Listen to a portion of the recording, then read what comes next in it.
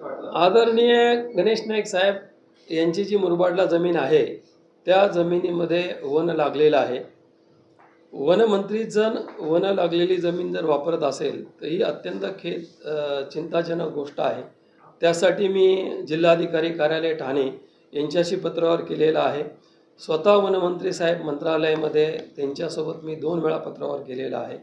वनरक्षक यांचे मुलुंडला जे बसतात यांच्याशी पत्रावर केलेला आहे। एक पत्र त्यांच्याकडून निघालेलं आहे की आम्ही चौकशी करू, पण ती चौकशी अत्यंत संथ गतीने होत आहे। त्यामुळे प्रसार माध्यमांसमोर हा विषय मांडण्यासाठी आजचे पत्रकार परिषद घेतलेली आहे।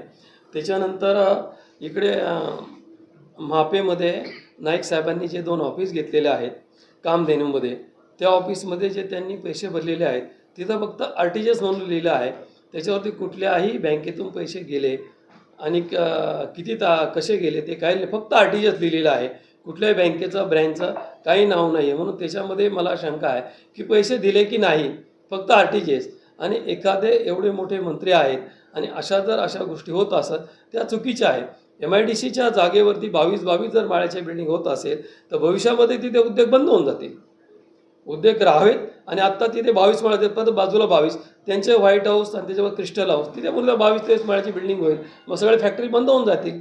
ह्या गोष्टीला कुठंतरी रोग बसावा म्हणून मी हे सगळं प्रसार माध्यमांसमोर मांडत आहे। संबंधित त्याविषयी मी तक्रार केलेली आहे।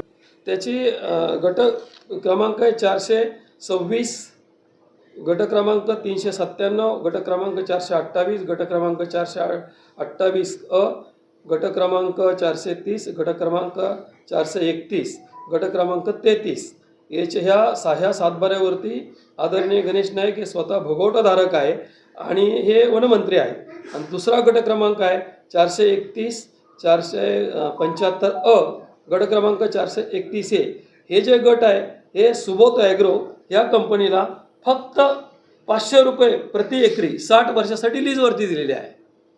म्हणजे कवडी मोलाने, म्हणजे अशी कुठे जमीन पार आपली डोंगराळ भागात जरी गेलो तो 500 रुपये एकरीला भेटणारच नाही ती जमीन कुणाला।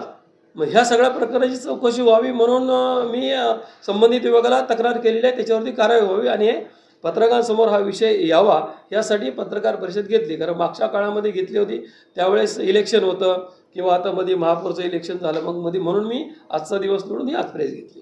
सातबारा धारक स्वतः आदरणीय गणेश नाईक साहेब आहेत आणि ज्या कंपनीला दिलेली आहे सुबोध ॲग्रो त्या कंपनीचे डायरेक्टर सुद्धा स्वतः नाईक साहेबच आहेत।